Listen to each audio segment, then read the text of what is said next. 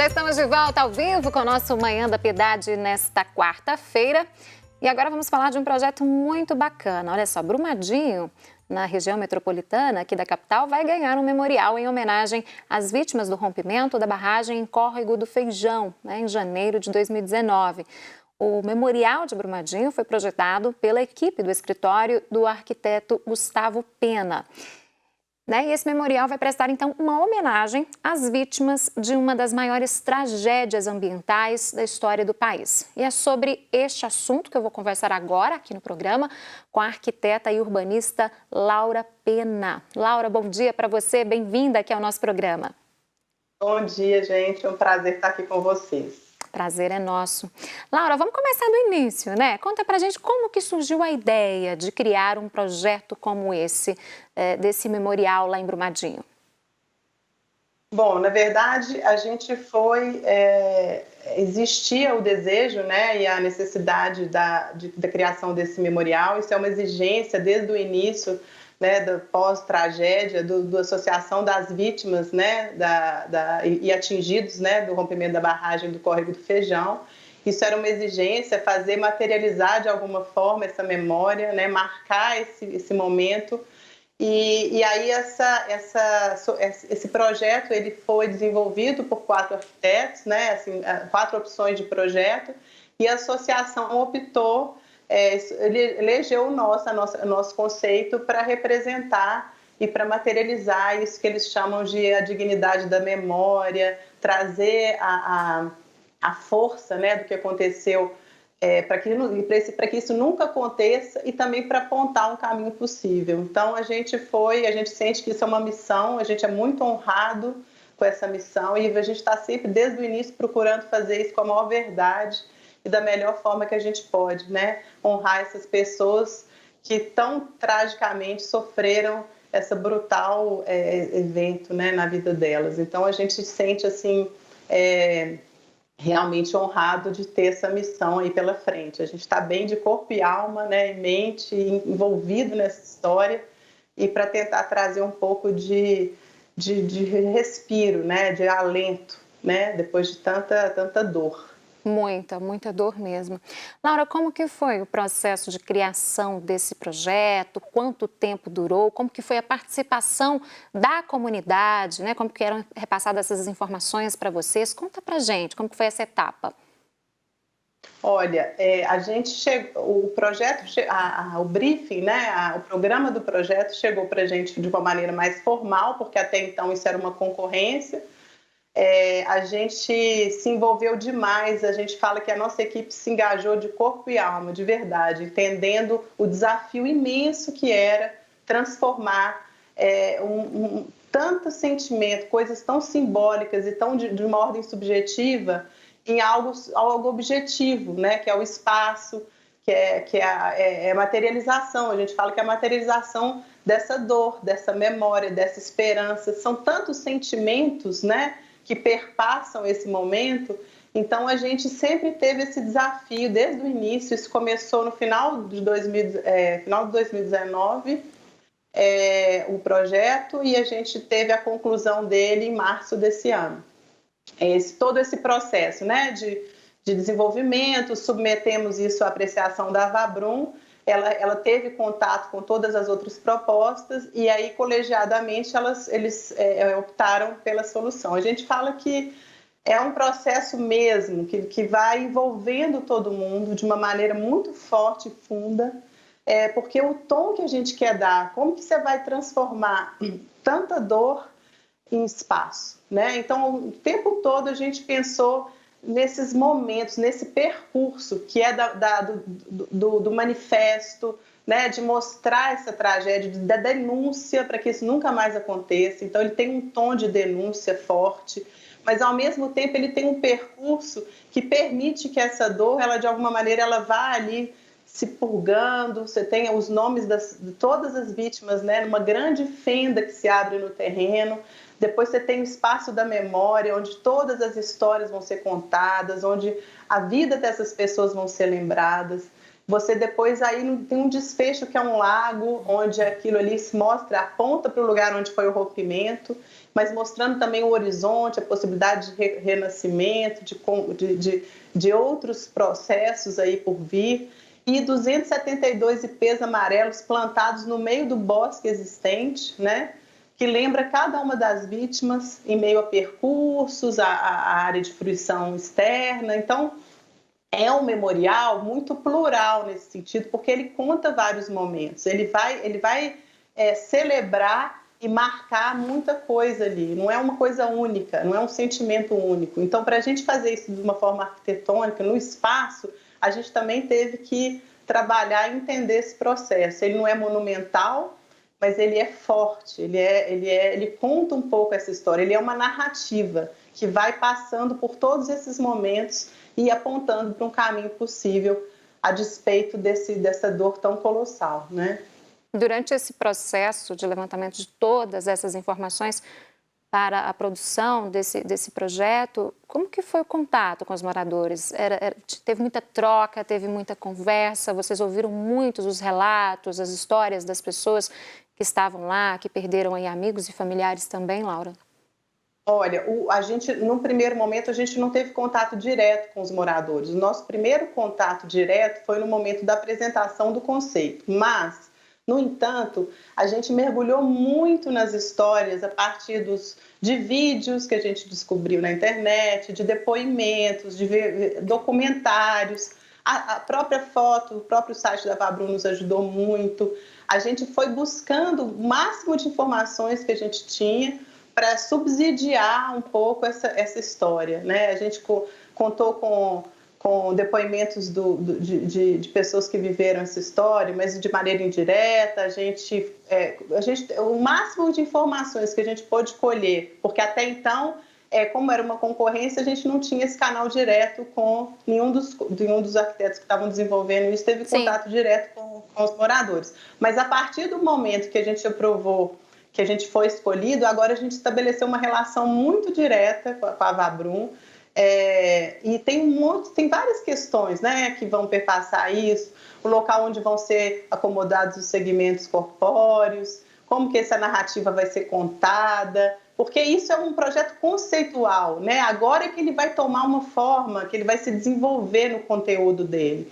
Então, esse momento é muito importante que essa relação nossa com a Vabrum seja muito estreita, para que a gente possa, de fato, trazer para o espaço todo o desejo, tudo aquilo que eles querem para esse memorial, que é a vida deles, né? Eles lutam diariamente por esse memorial e a gente, enquanto realizador desse sonho, dessa possibilidade, a gente está muito próximo deles, se comprometendo cotidianamente com a celeridade do processo, com tentar viabilizar ao máximo os anseios de todo mundo. Então, assim, agora realmente a relação se estreitou muito. Mas até então a gente buscou todas as informações possíveis, inclusive a equipe toda, né, durante o desenvolvimento do projeto, se sensibilizou inúmeras vezes. Foi um processo muito profundo no próprio desenvolvimento do projeto, porque não é uma coisa muito forte, né? E a gente se tocou muito por isso, o tempo todo. A gente acaba se envolvendo muito, não tem como, né? Agora, Laura, tem também um memorial, né, o memorial vai contar com um monumento às vítimas fatais. Queria que você falasse para a gente como que vai ser esse espaço. Como eu te disse, o memorial como um todo, ele é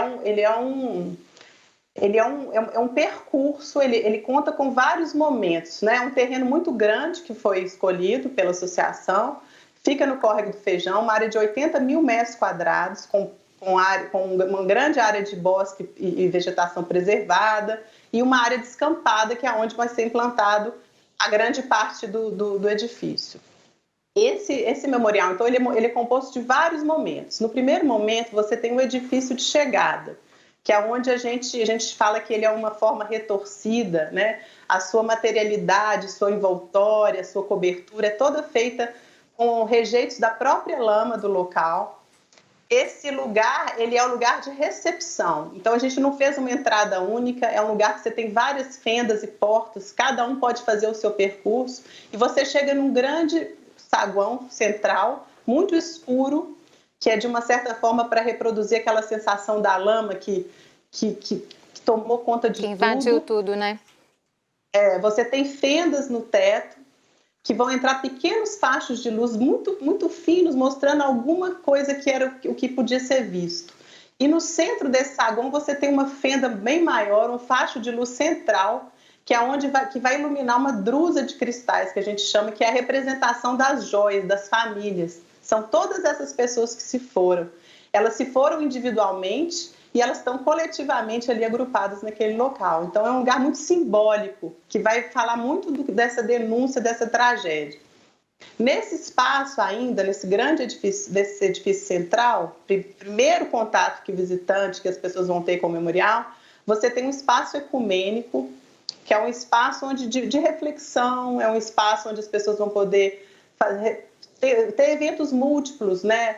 Um lugar de celebração, de uma memória, de uma palestra, um espaço que pode abrigar qualquer tipo de uso nesse sentido. É um espaço mais amplo.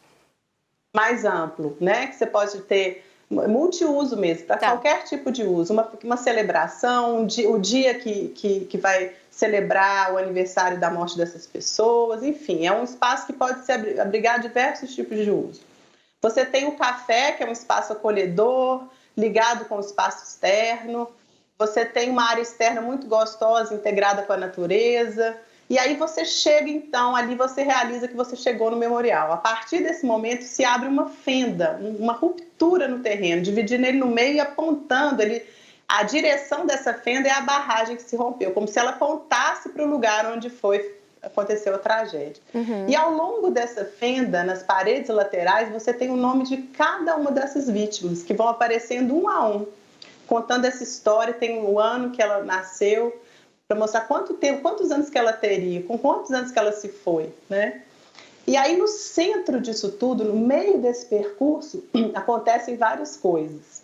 Você tem o espaço de memória, que aí sim, lá dentro é um espaço museográfico, que vai ter um percurso lá dentro, onde vão contar as histórias de cada uma das pessoas. Você vai poder entender como é que foi a tragédia, você vai ter testemunhos do que aconteceu, pedaços dos destroços. Então, você tem dentro desse espaço de memória que está no centro do percurso, você também, ali que você vai entender e vai se conectar com as histórias das pessoas e com o que aconteceu de fato. Tá, ali lá você vai ter mais museu, informações. vamos dizer assim. Esse espaço, então, que lá as pessoas vão encontrar todas essas informações, né?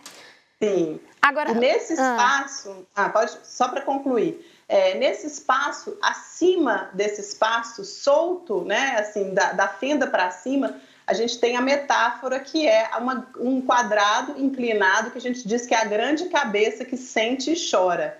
Que é o quadrado, é o que é o homem perfeito, em desequilíbrio, né? Porque ele está torcido e dos olhos desse homem em desequilíbrio saem umas lágrimas, que é o choro. E aí essa água vai correndo ao longo da fenda até desembocar no lago, que aí mostra a esperança, é o futuro, é a possibilidade. Então é isso que eu estava falando no início. O museu, o memorial, ele tem vários momentos, né? Então isso que eu acho que é rico nesse processo todo, como é o próprio processo. Ele não é estanque, né? Ele não é um momento específico, ele é composto de várias sensações, de vários momentos. Então eu acho que o memorial ele pretende ser isso também.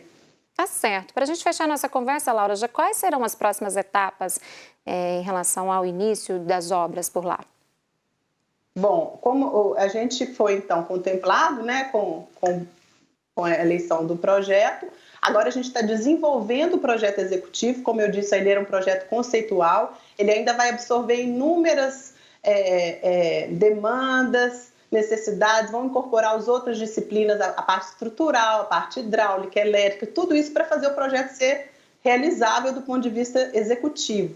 Então, nesse processo que a gente se encontra agora, a gente está tentando fazer isso com a maior celeridade possível para que a obra se inicie o mais rápido possível. Uma das propostas que a gente fez e que a própria Avabrum achou bastante interessante é a gente fasear o processo para que ele não precise ficar inteiramente pronto para começar a obra. Você pode fazer a obra em etapas, porque aí você já tem marcos importantes para serem inaugurados no aniversário de morte, no aniversário da morte das pessoas, ou no aniversário da rompimento da barragem. Então, a gente criar fases para a gente também, nos determinados marcos, a gente ter parte da obra concluída. Então, a gente está lutando para fazer agora um cronograma desse faseamento. E vamos, assim, eu acho que o próximo passo agora é esse desenvolvimento do projeto executivo, né? Que a gente imagina aí uns 6 meses de projeto. Ok, em etapas então, né? A entrega de todo esse projeto. Laura, muito obrigada, viu, por nos atender, por participar conosco, e estamos sempre abertos para que você possa participar aqui, trazendo mais informações sobre o memorial. Bom dia para você. Muito obrigada, bom dia para todos. Nós falamos com a Laura sobre esse projeto, ela detalhou alguns espaços também, né, sobre as salas serem mais escuras, sobre esse trajeto de água, de uma fonte. A gente tem um vídeo para vocês aí de casa entenderem um pouquinho melhor de como vai ser esse memorial lá em Brumadinho, em homenagem às vítimas dessa tragédia. Vamos assistir. A dor nunca vai acabar, mas pode ser ressignificada. Essa dor nos exige uma profunda humildade e a escuta daqueles que não foram ouvidos. A voz, a única voz, é a dos que ficaram. Tudo isso pertence às vítimas, as que se foram e as que permanecem. Não há consolo a ser materializado. O ipê, árvore símbolo do Brasil, vem como exemplo de superação. No verão, ele se ergue com folhas para dar sombra. No inverno, essas mesmas folhas caem para deixar passar a luz do sol. E quando a seca aperta, ele floresce, para mostrar que, apesar de tudo, a vida continua. Misturados ao arvoredo original, serão plantados 272 ipês amarelos, para que cada lamento possa ser ouvido. A entrada do memorial já revela sua missão. Recebe visitantes e nos faz refletir. Quantos erros brutais constroem um desastre? A forma deste pavilhão é retorcida, fragmentada, assim como os sonhos que se despedaçaram, mas que servem de evidência sólida do que aconteceu, da invasão da lama que destrói, desfigura e distorce a luz. Este espaço é um ambiente de solenidade, que retira o visitante do mundo cotidiano e o coloca confrontado perante o registro inegável da realidade acontecida. Ao entrar, o ambiente é escuro. No teto, apenas frestas de luz, como se a onda estivesse atingindo o edifício e apagando o sol. Os pontos luminosos, contraste entre claro e escuro, falam do dia que não amanheceu, mas também evocam a crença de poder existir ainda um caminho possível. A cada dia 25 de janeiro, exatamente às 12 horas e 28 minutos, o facho de luz que não veio virá a cortar o ar e iluminar uma drusa de cristais, conjunto de joias arranjadas pela natureza. As joias das famílias receberão, assim, a luz que faltou naquele dia. As áreas de permanência se estendem para fora e se abrem para as árvores, abraçando nossa nostalgia. Dali, partimos para nossa caminhada de lembranças e memórias.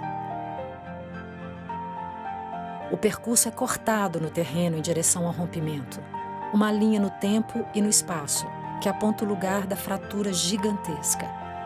É, portanto, uma fenda escavada, testemunha inapagável do que aconteceu. Nas paredes altas laterais estão os nomes de cada uma das pessoas que se foram. Elas vão surgindo, uma a uma, na medida em que se caminha, como histórias incrustadas nessas superfícies laterais. O monumento às vítimas fatais transforma-se agora em trajetória, entre nomes e memórias, sob uma escultura suspensa, a grande cabeça que sente e chora. Seu formato é de um quadrado instável, a simbolizar o homem em sua falha. De seus olhos geométricos derrama o pranto, nosso gesto mais humano ao nos depararmos com o impacto da perda. Essas lágrimas criam um véu sob as paredes de concreto atrás de onde estão os segmentos remanescentes das vítimas. Ao final do percurso, descortina-se a paisagem, superfície atingida e tingida pela lama, o vasto e a pergunta. Momento em que surge ali um lago que reflete o céu e guarda nossa saudade. No horizonte, um novo silêncio, ideia de continuidade a olhar para o futuro com esperança. Som de água, som de pássaro, som de vida. E, enfim, a lama sairá de nossos corações.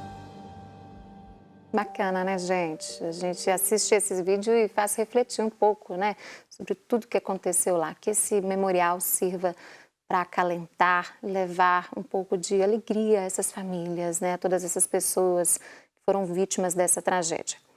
Agora nós vamos para um rápido intervalo comercial. Eu volto daqui a pouquinho, porque no próximo bloco, nosso assunto aqui no programa é sobre a pastoral do dízimo. Não saia daí.